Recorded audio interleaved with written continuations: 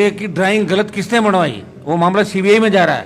तो जब सीबीआई में जाएगा तो उसमें 10 लोग अरेस्ट होंगे, वो जनप्रतिनिधि भी होंगे जिन्होंने अपनी दुकानें बचाने के लिए पुलिया को इधर उधर करा दिया, 10 मौतें हुई है। और जब अरेस्ट हो जाएंगे तो उन पर जो 10 मौतें हुई है उनके परिवार मुकदमे करेंगे कि इनकी वजह से मरा, पूरे जीवन जेल से बाहर नहीं। समझ में आ गई तुम्हें? और तो पकड़ा जाने के बाद आप ही जानते हो, जो पकड़ा गया वो मर गया और जो पकड़ा नहीं गया वो चोरी करता रहा। यही लोकतंत्र है मेरे भाई।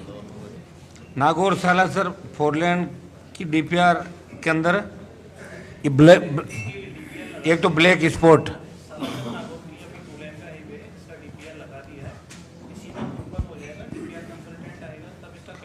ROB FOB लिख लो, आप नोट कर लो ना। तो भैया लिख तो लो। आप डीएपी को बताएं, अब डीएपी क्यों कमी रही? किसी जिले में वैसे किल्लत आई नहीं सर, कहीं 1-2 जगह आई थी सर। नहीं, सब जगह डीएपी की तो पूरी किल्लत। नागौर जिले में ये दुकान पर डीएपी का एक भी बैग उपलब्ध नहीं था बुआई के टाइम पर। नागौर किल्लत थी। जो अपने यहाँ कुछ किसानों के एपीओ बने हुए हैं, पहले उनसे मूंग खरीद वगैरह वो एपीओ भी करते थे, लेकिन इन 2 सालों में एपीओ से मूंग की खरीद बिल्कुल बंद। इसमें आप टोकन नए इश्यू नहीं कर रहे हो?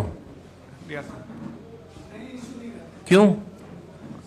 से खरीद शुरू नहीं हुई, टोकन कट गए, उसके बाद उसको 40 क्विंटल कर दिया। मतलब 40 क्विंटल तक हर खातेदार की ले रहे थे आप? फिर अपनी जो दिशा की मीटिंग हुई नागौर में, अपन एक प्रस्ताव भिजवाने के लिए बोला था, उसके बाद में मूंग की भी 40 कर दी गई। ठीक है। लेकिन मूंग का लगभग वो खरीद हो गई अपनी। ठीक है।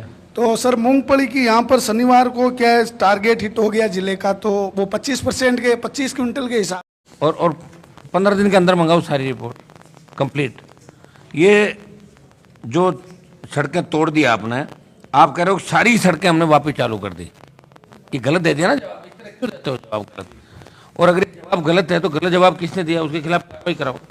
तो आपको भी दे दिया और हमें भी दे दिया, लिखो आप। अच्छा, मांग के क्रम में अभी उपलब्ध स्थिति आपके कम है, कितना है, कितने की आवश्यकता है, कितना मिल रहा है? वो बढ़ाने के लिए क्या करना है अपने को बताओ।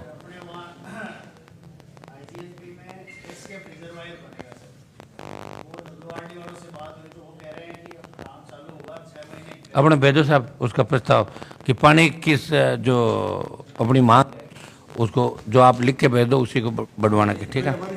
नमस्कार दोस्तों, इस वीडियो में आपका हार्दिक स्वागत है। मैं हूं पत्रकार योगेंद्र योगी। दोस्तों, आपने इस वीडियो के शुरुआत पे कुछ क्लिपिंग देखी होंगी। ये जो क्लिपिंग है ये है नागौर के सांसद हनुमान बेनीवाल की। हनुमान बेनीवाल कर क्या रहे हैं? हनुमान बेनीवाल दरअसल जो जिला प्रशासन के अधिकारी हैं उनको उनकी बैठक ले रहे हैं और वहां पर जन समस्याएं सुन रहे हैं। साथ ही जो पिछली समस्याएं उनके निवारण के बारे में वो जानकारी कर रहे हैं, पूछताछ कर रहे हैं।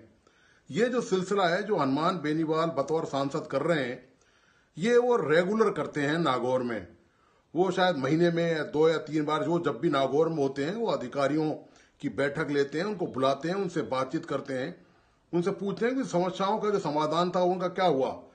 नागौर का जो आम आदमी है, नागौर के जो लोग हैं या पार्टी के जो लोग हैं, उनकी पार्टी लोकतांत्रिक जो पार्टी है RLP जो है, राजस्थान लोकतांत्रिक पार्टी जो है, उसके जो कार्यकर्ता पदाधिकारी जो समस्याएं उनके सामने क्षेत्र के लेके आते हैं, उनके बारे में वो अधिकारियों से जानकारी मांगते हैं, उनसे पूछताछ करते हैं और वो बैठक लेते हैं और बैठक में पूरी प्रगति का ब्यौरा वो सामने लेते हैं। कोई भी समस्या होती है वो तमाम डिपार्टमेंट के अधिकारी वहां पर उस बैठक में मौजूद होते हैं। सबसे महत्वपूर्ण बात यही है कि हनुमान बेनीवाल जब बैठक लेते हैं तो कोई अधिकारी वहां से गायब नहीं हो सकता। कोई गोली घिस्सा नहीं दे सकता कि मैं फील्ड में हूं, मैं मीटिंग कर रहा हूं, मैं कोई जरूरी काम निपटा रहा हूं। कोई इस तरह की बहानेबाजी कम से कम हनुमान बेनीवाल के सामने नहीं चल सकती। हनुमान बेनीवाल के तेवर से और तासीर से सभी अधिकारी वहां पर नागौर जिले के अच्छी तरह वाकिफ हैं कि ये कौन नेता है और किसके सामने क्या बात करनी है। हनुमान बेनीवाल को गोली घिस्से देकर टरकाना आसान काम नहीं है। यही वजह है कि जो अधिकारी जिसकी नियुक्ति नागौर में होती है वो नागौर में जाने से पहले अपने दिल और दिमाग के नट बोल्ट कस के जाता है। उसको पता होता है कि वहां जो सामना होगा वो नागौर के सांसद से होगा और नागौर के सांसद को काम करवाना कैसे आता है ये वो सब जानते हैं। उनको पता है कि काम करने का जो तौर तरीका है, जो सरकारी तंत्र आप जानते हैं कितना भ्रष्ट और निकम्मा है, ये सब जानते हैं। लेकिन दोस्तों, इनका भ्रष्टाचार और निकम्मापन सरकारी तंत्र का और नौकरशाही का, अफसरों का, हनुमान बेनीवाल के सामने नहीं चलता है। हनुमान बेनीवाल के सामने इनकी घिग्गी बन जाती है। वो सीधे इनके मुंह में हाथ डालकर जवाब निकालने की ताकत रखते हैं। इनको अकाउंटेबल बनाते हैं, इनको जिम्मेदार बनाते हैं कि ये जो पब्लिक के जो तनख्वाह पर जो मौज उड़ा रहे हैं, जो सुख सुविधाएं भोग रहे हैं, वो आखिर उस क्षेत्र के, इलाके के, संसदीय क्षेत्र के लोगों की भलाई के लिए क्या काम कर रहे हैं वहां पर। ये हनुमान बेनीवाल की तासीर है दोस्तों। और वो ऐसे ही अपने बलबूते दूसरी बार सांसद नहीं चुने गए। वो यदि दूसरी बार सांसद चुने गए हैं, हालांकि आरएलपी का राजस्थान में कोई वजूद नहीं है, वो एक नाम मात्र की पार्टी रही है, उसका कोई बहुत लंबा चौड़ा ना तो संगठन है राजस्थान में, और ना उसके कोई दूसरे विधायक और एमपी हैं। इस बार तो विधानसभा चुनाव में हालांकि हनुमान बेनीवाल को तगड़ा झटका भी लगा, क्योंकि उनकी पत्नी तक खींवसर से हार गई। लेकिन इसके बावजूद भी वो लोगों के जो जनहित के जो काम है, वो वापस विश्वास जीतने का पूरा प्रयास कर रहे हैं। सबसे महत्वपूर्ण बात यह कि सरकारी मशीनरी को काम कराने के जो तौर तरीके हैं, उनसे कैसे काम लिया जाता है। मैं ये मान के चलता हूं, आप देख लीजिए, आप अपने अपने क्षेत्रों में देख लीजिए, आप जिस भी जिले के रहने वाले हैं, आप जिस भी संसदीय क्षेत्र के रहने वाले हैं, वहां पे चेक कर लीजिए कि क्या आपके इलाके का कोई एमएलए, आपके इलाके का सांसद, और यहां तक कि आपके इलाके का मंत्री या प्रभारी मंत्री आपके जिले का जो भी बनाया गया है, क्या वो इसी तर्ज पर अधिकारियों की बैठक लेकर जन सुनवाई करते हैं? क्या वो आम लोगों की समस्याओं को इसी तरह निपटाते हैं? क्या वो अधिकारियों को डांट फटकार में पीछे नहीं रहते? यदि उनका कोई काम जनता का नहीं होता, वहां पर अधिकारी काम अटका देते हैं और बहानेबाजी करते रहते हैं। दोस्तों, आपको राजस्थान में कोई दूसरा ऐसा उदाहरण नहीं मिलेगा, और यही वजह है कि हनुमान बेनीवाल दूसरी बार सांसद बने। हालांकि पिछली बार उनके कुछ विधायक भी जीते थे। इस विधानसभा चुनाव से पिछले वाली, यानी कि जो 5 साल 6 साल पहले जो विधानसभा चुनाव हुए थे, मैं उसकी बात कर रहा हूं। इस विधानसभा चुनाव में वो उनका कोई विधायक उनकी पार्टी का नहीं जीत सका। लेकिन दोस्तों, मुद्दा ये नहीं है। मुद्दा यह है कि हनुमान बेनीवाल एक तो डरते नहीं है किसी से, सबसे बड़ी बात है। चाहे वो जाट महासभा का राजाराम मील हो, उन्होंने सबकी क्लास लगाई है, चाहे वो वसुंधरा राजे हो, चाहे वो अशोक गहलोत हो, चाहे वो जाट महासभा के जो पदाधिकारी हैं वही क्यों न हो। वो ये कहते हैं कि मैंने संघर्ष किया है, मैं लोगों के बीच रहता हूं। ये केवल जो लोग हैं ये भ्रष्ट हैं, और ये समाज के लिए इन्होंने कुछ नहीं किया, ना जाट समाज के लिए किया है और ना पूरे प्रदेश के लिए इन्होंने कुछ किया है।